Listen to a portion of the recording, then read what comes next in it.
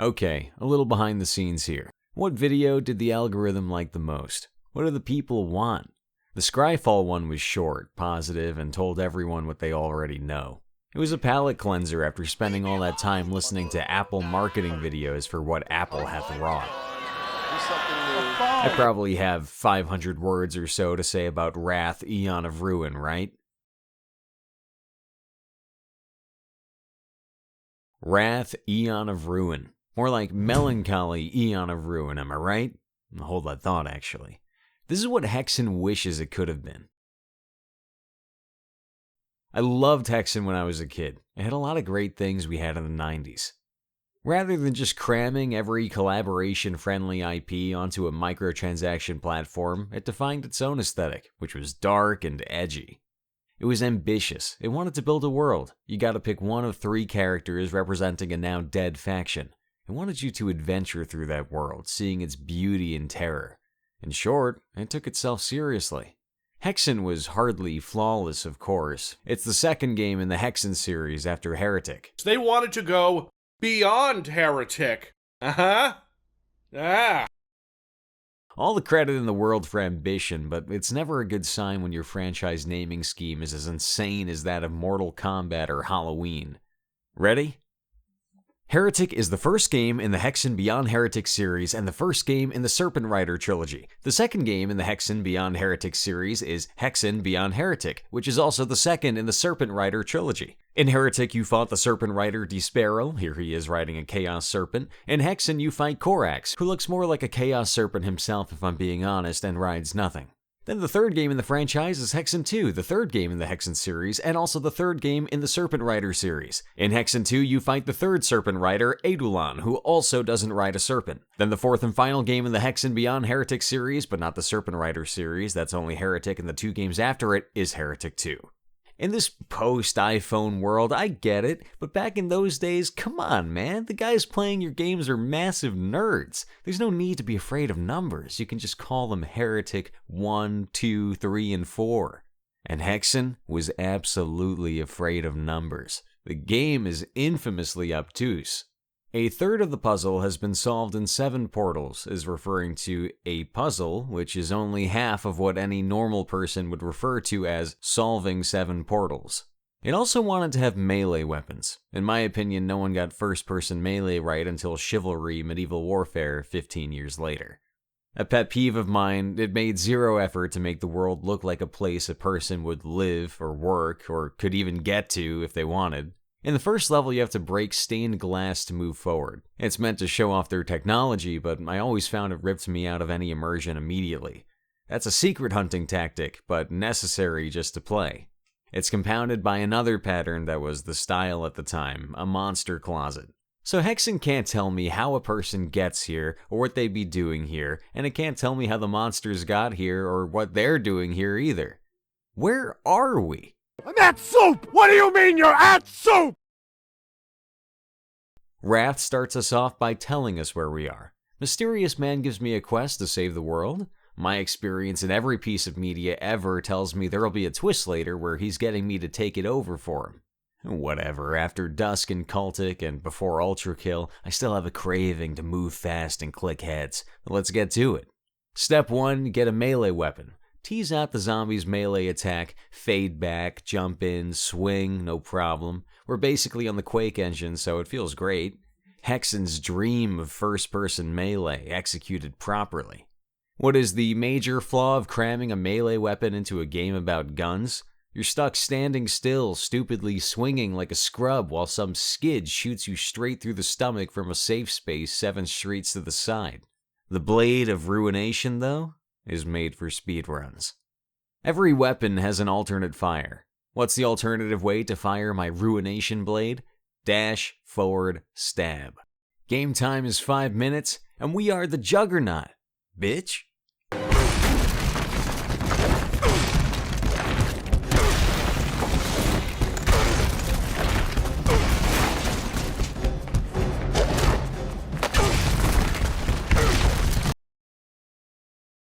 I love this aesthetic. We're in the 9th console generation, so it's easy to just render more leaves to look pretty, but I'm an indoorsman.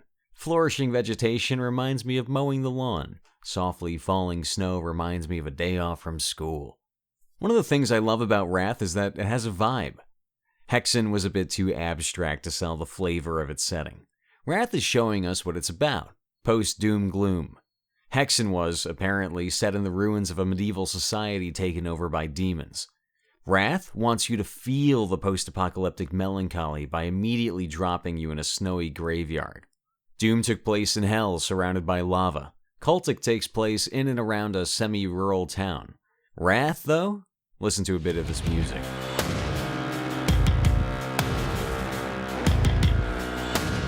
That's Andrew Hulshult, by the way, in case you were thinking the reason he cannot produce a bad track is that he's trapped in one genre.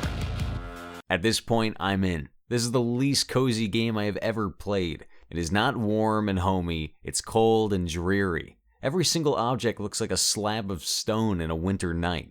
Icy, hard, with edges worn to be jagged and abrasive.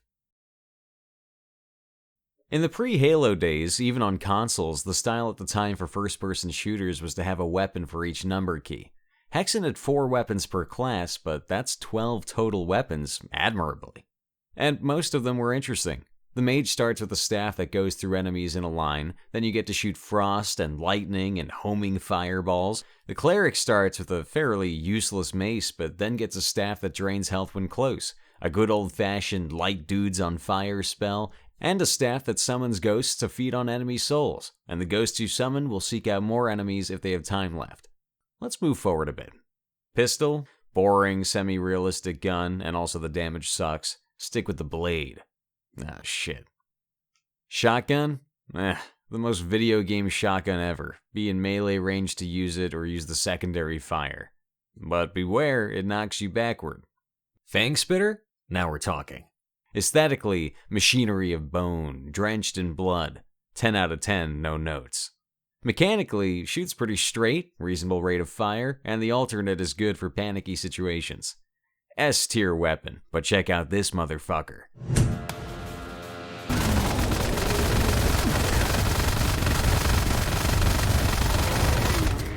Fang Spitter is great, but the blade is a 1 or 2 hit kill on almost everything.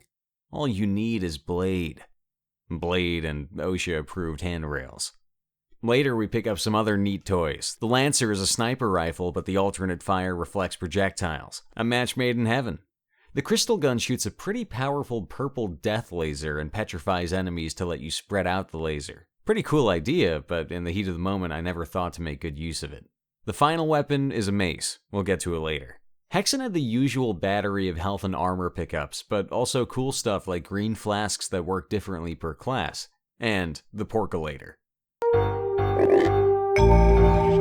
All of the artifacts in Wrath are cool, but in a game this style, my favorite by far is the Mark of Revelation. It points out all the secrets and notes in a level. Absolutely genius. There's a long-standing meme about how people stockpile their more powerful items in games in case they really need them later, and then beat the game without using them. I'm out of MP. Then use an ether. But you can't buy ethers. It's the final battle. But I only have 85 of them.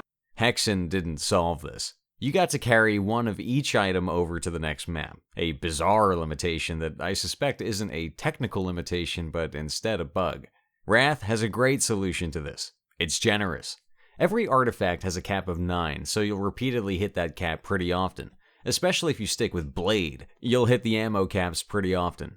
That's great! Nothing gives me permission to use the Fang Spitter more than seeing if fangs pick up on the ground while I'm at the ammo cap. Crystal pickups are 50, and your cap is 200. The game is saying to you, smoke 'em if you got 'em. That brings us to Wrath's bizarre and unique mechanic. There's 3 save types. When you go through a portal, you get an automatic free save. If you can find a shrine, you get a free save, and it restores your health. You can pick up a soul tether and use that anywhere you're standing to have a 3rd type of save. But why? Why not just have a 3rd automatic save point at the soul tethers?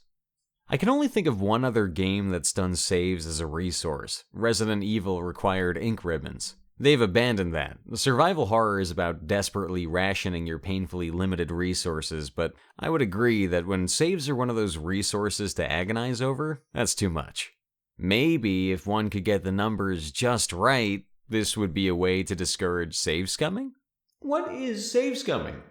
It's when you save too much. How much is too much is a complicated question. I'd say a good rule of thumb is when you chicken out of suffering the consequences of your own actions. Anyway, as it stands, toward the end of the game, I was walking around with almost 70 of them. There's a saying, given the opportunity, players will optimize the fun out of a game. Hoarding consumables is exactly that. Like I said, I'm guilty of it with soul tethers. Turns out there used to be a cap of 9 like the other artifacts. I think that's worse. You still have enough left to save scum, but also when you come across one, you have to use one now, so you don't get to choose where to put it. The worst of both worlds. It's a hell of a tightrope to make the levels difficult enough that you actually use your soul tethers, but not so punishing that you feel like you have to save scum. I don't think it worked in Wrath. I doubt it's possible at all, but it was a fascinating experiment. Seeing the Lady of Ascension is a significant moment, and I can imagine that the people in the world feel the same. She's massive. Every creature we've seen, virtually every door we've gone by has been at typical video game scale, but this lady demands that you crane your neck upward. Every creature we've seen so far is arguably some form of zombie, flesh torn open by its own machinery and weaponry. The lady is almost entirely immaculate white. Most importantly, I don't know exactly how to describe the aesthetics of the Lady of Ascension. Generally, one would say this whole game has an aesthetic of retro FPS, right? But that's a description of any screenshot. She has a morphological design that I can only call partially biblically accurate angel. Not so much Renaissance Italy, more, I hate to tie a brilliant art style to a trademark owned by a company that hates its own IP, but the artist's WotC commissions have created something great. Check out the art on these cards. The way the image is rendered is different from artist to artist, but what's in the image all aligns to how Norn's oil works. Completed Phyrexians plated with tooth enamel. Norn calls her faction the Alabaster Host. Tooth enamel is not alabaster, but if we look backward in Magic for more alabaster, we can see what she seems to have been imitating. If this creature design art style doesn't have a name, can we call it Alabaster Host? Anytime there's a cool new image of hell, it's tempting to bring up G-Swap Baczynski. But I don't think he fits here. When he does render humans, or perhaps things that were formerly human, they tend to have humanoid forms, often emaciated or rotten, sure, but definitely human. Focus! Anyway, huge fan. More of this, please.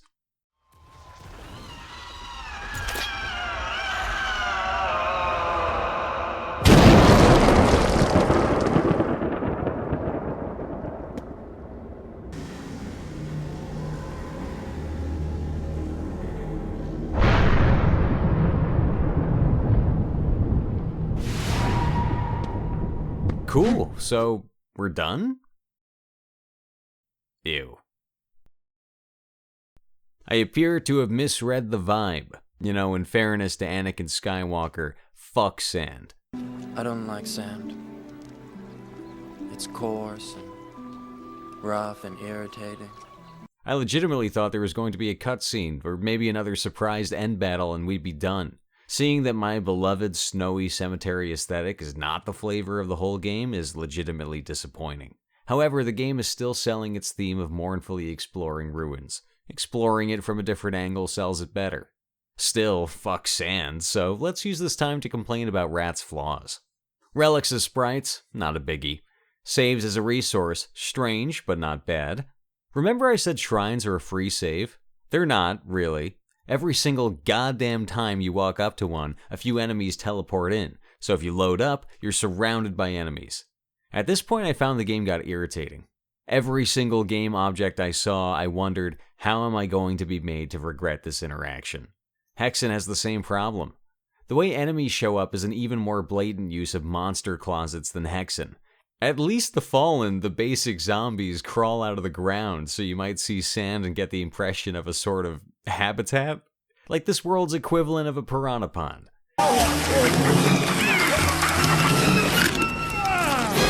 But Wraiths and Heretics only ever explicitly teleport in, and they do it anywhere. Oppressors and Stricken are too big to walk through most doorways, so they tend to get teleported in. Executioners, at least, usually break through the wall. This is probably to compensate for their pathfinding, Lots of players complain that when there's an elevation change, enemies, especially heretics, can't find you. I thought their pathfinding was okay. Just learn the lesson that Dusk taught us. Stop hiding in your mouse cubby, there's killing to be done. This one is a skill issue, but to be fair, I have lots of company for it. The levels feel too big. They're hard to navigate. After about 45 minutes in one, it's overstayed its welcome. And my kingdom for a goddamn map! But like I said, the game is built for speedrunners who can do a level in under 2 minutes. Master Quake movement. Get good at blade dashing. Stop falling off edges. Apparently the console ports suck. Completely different engine. Also, in my opinion, the Lord of Eventide's colors are ugly.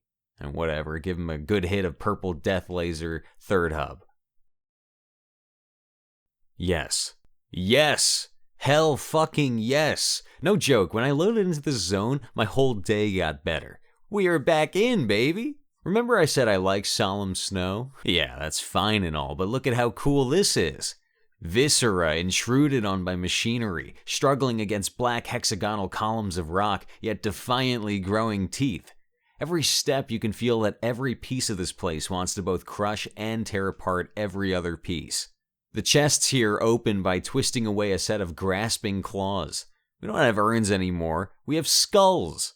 You want to see the most metal thing I have ever seen in my goddamn life? Look at this guy. That's clearly a crown. That's clearly a throne. He appears to be lit on fire from the brain down through his nerves. And he's just tucked in the corner, being used as a light source. There's so many of these fixtures around these levels. And BRB, starting a band called the Countless Ignited Kings. To be fair, I don't think you could make a setting that sells a vibe anywhere near this level with the technology that existed in Hexen's time. Alright, I've fixated on that enough. Check out the second most metal thing in the world. The Mace of Devastation. This is the hypest shit. Just look at it for a second.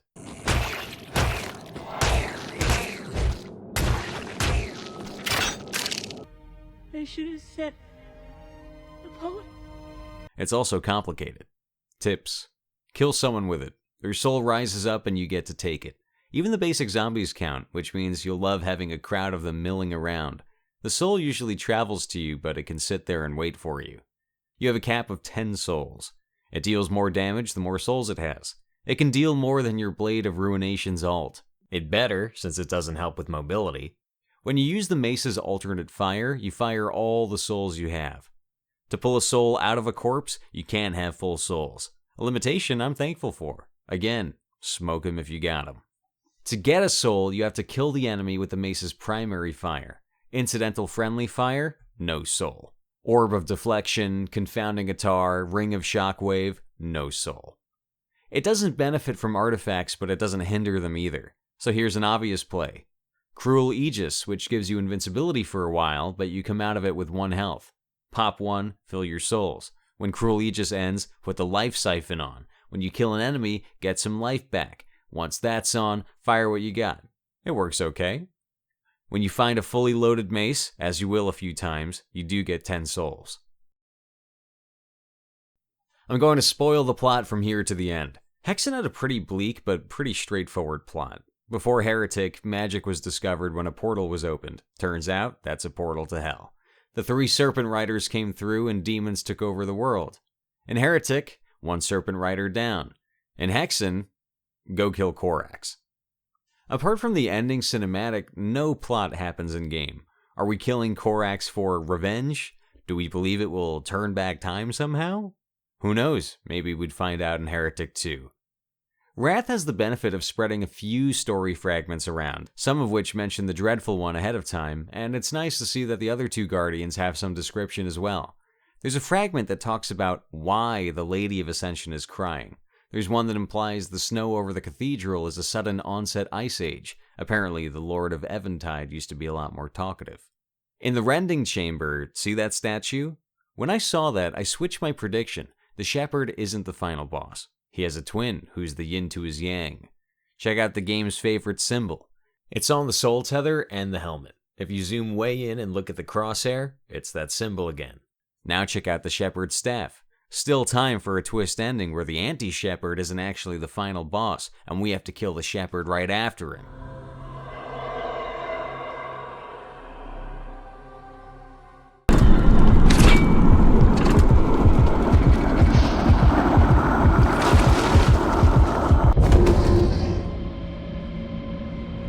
I was wrong. Classic overthinking. So the final boss, surprising only me, is the Shepherd, aka the Dreadful One. Hot tip, Cruel Aegis, Mace. Whew, that was pretty positive. How we do on word count? God damn it. Alright, let's wrap this up. Game is good, go play it. And save yourself some grief, just drop a soul tether immediately when you pick one up.